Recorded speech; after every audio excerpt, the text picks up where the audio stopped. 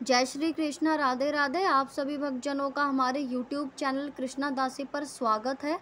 हम आशा करते हैं आप सभी भक्तजन स्वस्थ और मंगलमय होंगे और लड्डू गोपाल जी की सेवा का भरपूर आनंद ले रहे होंगे और उनका आशीर्वाद भी आप पर अपरंपार बरस रहा होगा। तो ये मिलिए हमारे माधव से, जो कि आज देखिए बहुत हैप्पी हैं, कितने खुश हो रहे हैं क्योंकि आज इन्होंने सैंडो डाली हुई है। मैं एक छोटी सी लीला आपको बताना चाहती हूँ, आपके साथ शेयर करना चाहती हूँ। देखिए, आज इन्होंने ये वाली सुबह मॉर्निंग में ये वाली पोशाक पहनी हुई थी, जो कि इसमें इनको काफ़ी गर्मी लग रही थी क्योंकि आप देख रहे हो इस पर कितना ज़्यादा वर्क हो रखा है। तो मैंने सोचा कि ऐसे कपड़े हम नहीं डाल सकते तो लड्डू गोपाल जी भी कैसे पहन सकते हैं, इसलिए मैंने इनको आज सैंडो पहनाई है, जो कि बहुत हल्की है, इसलिए ये बहुत खुश भी हो रहे हैं। तो आप भी अपने लड्डू गोपाल जी को हल्के ही वस्त्र पहनाएं। ये मिली है हमारे कन्नू से और लाडो रानी से, जो कि अपना टॉय लेकर बैठे हुए हैं। तो आज की हम इस वीडियो में चर्चा करेंगे अक्षय तृतीया के बारे में। तो फ्रेंड्स, आज हम इस विषय में बात करेंगे कि आप लोग जानते हैं अक्षय तृतीया आने वाली है और अक्षय तृतीया को लेके काफ़ी लोगों के मन में बड़ी ही कन्फ्यूज़न है, इसमंजित सा है कि अक्षय तृतीया 22 को है या 23 तारीख को है। अक्षय तृतीया पर हम क्या करें, कैसे करें जिससे हमारा भाग्य चमक सके, और अक्षय तृतीया बहुत बड़ा दिन है। तो अक्षय तृतीया पर हम क्या करें, क्या ना करें और उसका शुभ मुहूर्त क्या है, इस विषय पे हम आज बात करेंगे। तो वीडियो को आप पूरा एंड तक देखना। तो फ्रेंड्स, जैसे कि आप लोग जानते हैं अक्षय तृतीया आने वाली है और अक्षय तृतीया बड़ा पर्व है, बहुत ही बड़ा दिन है और इसको बड़ी ही धूमधाम से मनाया जाता है। हमारे ब्रज में, मतलब जैसे कि मथुरा वृंदावन में, मतलब कि हमारे ब्रज में तो अक्षय तृतीया की बहुत बड़ी महत्वता है और बड़े ही धूमधाम से मनाया जाता है। और सबसे बड़ी बात, अक्षय तृतीया के दिन हमारे ठाकुर जी बांके बिहारी लाल जी जो हैं, सबके लाडले ठाकुर जी जो हैं बांके बिहारी, उनके चरणों के भी दर्शन कराए जाते हैं।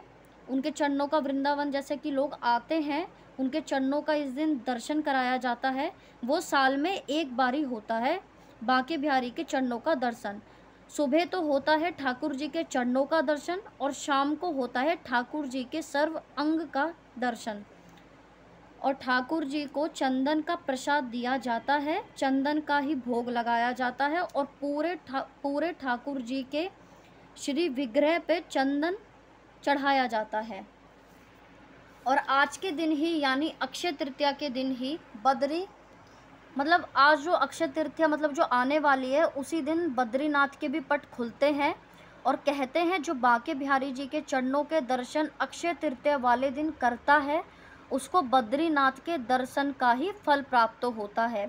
यानी कि जैसे कि हम लोग बांके बिहारी के चरणों का दर्शन कर लेते हैं तो हमें बद्रीनाथ के भी दर्शनों का फल मिलता है।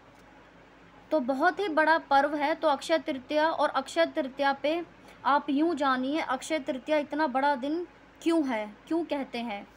हर युग का, जितने युग हुए हैं उतने युगों का, जैसे कहते हैं ना, कलयुग, सतयुग, जितने भी युगों का, मतलब द्वापर युग, सतयुग का जब शुभ आरंभ हुआ था तो अक्षय तृतीया से ही हुआ था।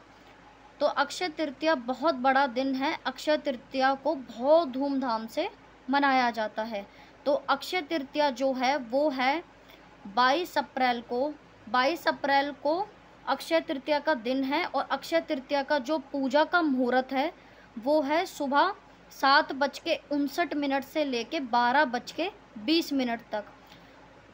और जो पूजा का शुभ मुहूर्त है, पूजा का जो लोग, आप जैसे कि लोग जानते हैं अक्षय तृतीया पे ठाकुर जी जो हमारे गोपाल जी हैं, इस दिन ठाकुर जी को जो है वस्त्र धारण नहीं कराए जाते हैं। ठाकुर जी को पूरे चंदन के ही वस्त्र पहनाए जाते हैं, यानी चंदन को घिस के घोल के चंदन को पूरे ठाकुर जी के विग्रह पे, जो हमारे घर में छोटे गोपाल जी हैं उनके पूरे विग्रह पे चंदन लगाया जाता है और उनका श्रृंगार किया जाता है बिना वस्त्र के। लंगोटी धारण करके ठाकुर जी जो हैं उनको लंगोटी पहनाते हैं। लंगोटी धारण करा के पूरे विग्रह पे ठाकुर जी के चंदन चढ़ाया जाता है। और जो ठाकुर जी को भोग भी लगाया जाता है, भोग भी किस प्रकार लगाया जाता है आइए जानते हैं। तो ठाकुर जी को जो शीतलता प्रदान करने वाले फल होते हैं, जैसे कि ककड़ी हुई, आम हुआ, केला हुआ, और शरबत होता है, सत्तू हुआ, गुलाब का शरबत हुआ, ठंडे बादाम हुए, इन सभी ठंडी चीज़ों का भोग लगाया जाता है। वहीं ठाकुर जी को भोग इत्यादि दी जाती है। दिन जैसे कि मतलब जो खाने की चीज़ें हैं वो ठाकुर जी को इस दिन ठंडी ही दी जाती हैं। और इस दिन सोना खरीदने का भी बहुत बड़ा महत्व होता है। सोना खरीदने का भी मुहूर्त होता है। तो जो सोना खरीदने का मुहूर्त है वो इस दिन 22 अप्रैल को सुबह 9:59 से लेके 23 अप्रैल सुबह 5:48 तक है।